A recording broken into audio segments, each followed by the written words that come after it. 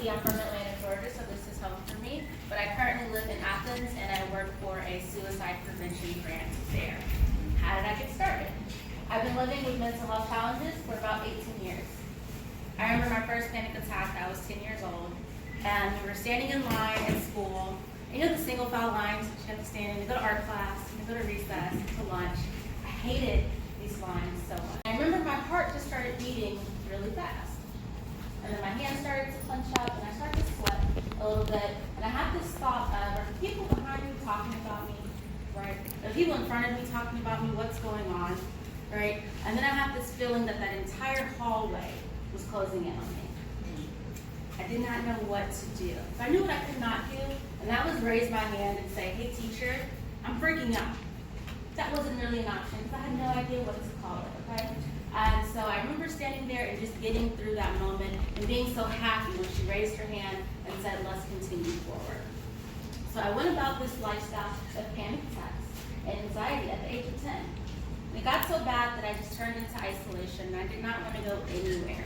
If I was not in school, I was in my bedroom.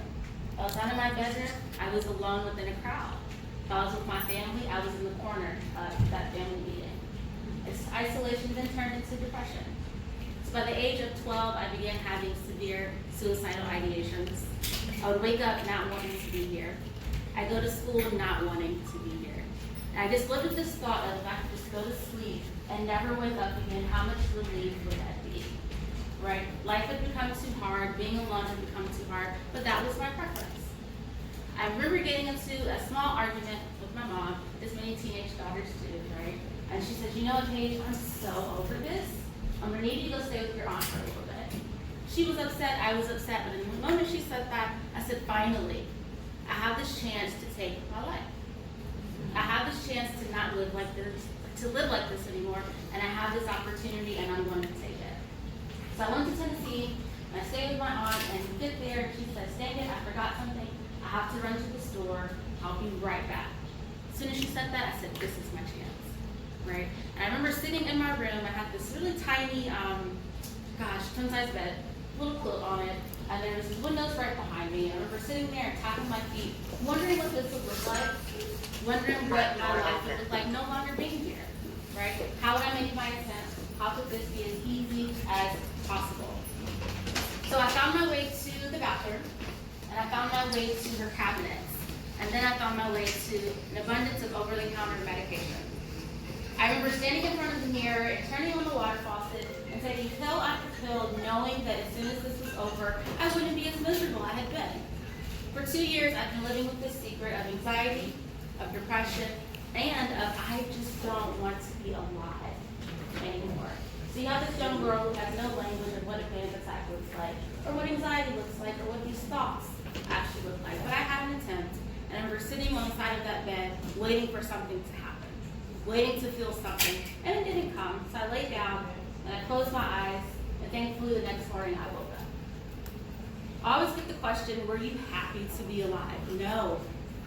I was not excited to be awake. I was not excited to have the second chance at life. I was actually quite miserable, and I was quite angry. I was angry that my plan did not work. I was angry I was going to have to continue to live in this silence of being depressed and being isolated and being suicidal. From the age of 12 all the way up through middle school and high school, I went to prom. I hated it. I went to homecoming. I hated it. I went to the football games. I was miserable. But I smiled my way through, just as we said. As a teenager, you smile your way through. You learn how to make it seem okay. At the age of 18, I went off to college. I went to Georgia Southern. I don't know if you heard the rumors, but they are true. It is a party school. I found myself funding alcohol and marijuana. And I said, oh my God, I feel better. To be honest, I felt better. For all those years, I had been so anxious and so upset. These things made it better, right? It eased what I was going through, and I just started to self-medicate. So from 18 until about 19, 20, 21, that's all I was doing. So it turned from a party thing to I have to wake up in the morning and do this to get to class, right? Then it turned into between my class, I have to do this. I have to do this to go to bed. I have to do this to have a conversation. It became self-medication.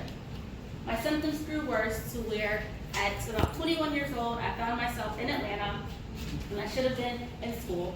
But at that moment, I was a college dropout, I was homeless, and I was completely psychotic.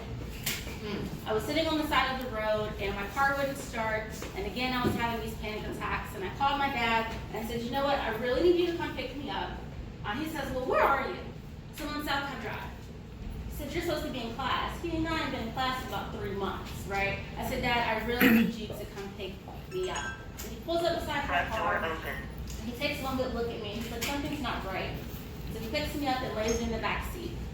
We get to my house, and you hear my mother say, why is she in town? She said she had a test this morning. And he lays me on the couch, and their questions went from, again, why is she in town? She's supposed to be in school, right? And then it went from, why does she really look like that? And you could hear the concern in their voice grow. Then you could hear the fear. What's wrong with our daughter? Why does she weigh about 85 pounds?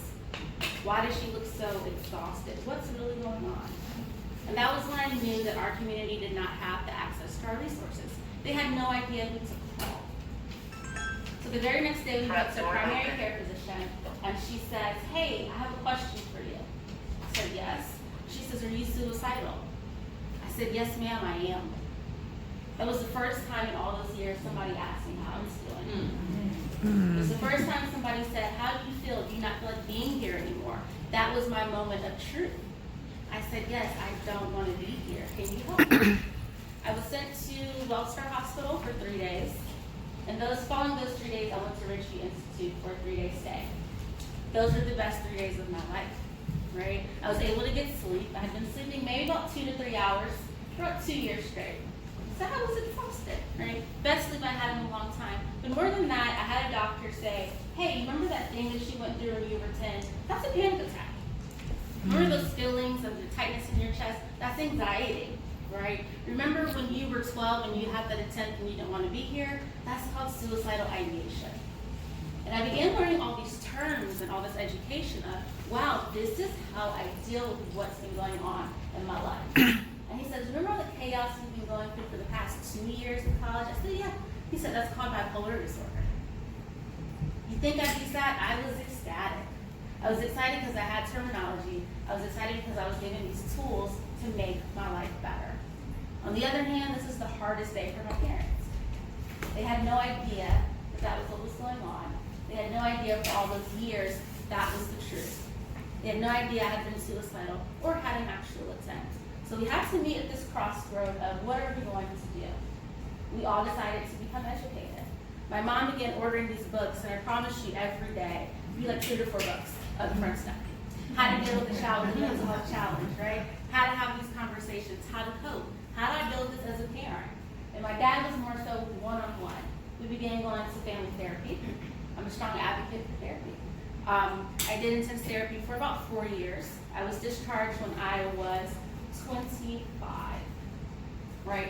So my biggest advocacy would be for education and for a support system. But as easy as it may seem, I was about 25 still dealing with the very unhealthy coping skill of alcohol.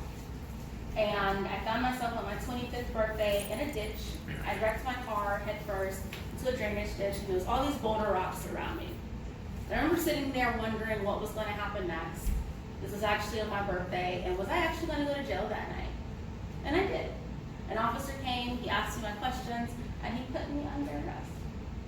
And I spent my 25th birthday on a steel bench, and I woke up and I knew something had to change. I was exhausted. I was tired of living this chaotic lifestyle, especially when I had the tools, especially when I had the support system that wanted to help me. I had to figure it out, but it had to be my choice. Mental health has to be a personal choice. So I woke up the next day and I knew something had to be different, so I changed my lifestyle. I began meditating daily. I began writing daily. I continued with therapy. I used the tools that she asked me to use, and things started to change. So one night I woke up and I read this article online that says, hey, if you submit your story about mental illness, you may publish it online. I'm like, why the heck not? So I typed this whole story up and everything I've been through, and I let my mom read it, and she's crying. She's like, it's beautiful. I'm like, okay, cool. We submit it. About 2 weeks later, my picture's all over the internet. And I see my truth online. And I called my mom. I said, Mom, I'm famous. famous. I said, yes, I'm famous, girl. I said, you made it. I'm famous. But it was bigger than that. It was my opportunity to tell my truth and to tell my story and for people to hear what's really going on, especially within our community, right? So it was a powerful moment, and from that day forward, I said, I think I'm going to start this thing called Sane Jane. It rhymes, it sounds good, but everybody's Jane. Everybody has an untold story, right? Everybody has something that they want to share, that they deserve to share, right? And Sanity, we fight for that every day. So it's bigger than mental illness, it's about mental health, and we're all capable of being our best, and all capable of healing and living in complete happiness. So today, again, I stand in recovery for about 5 years now. Awesome. And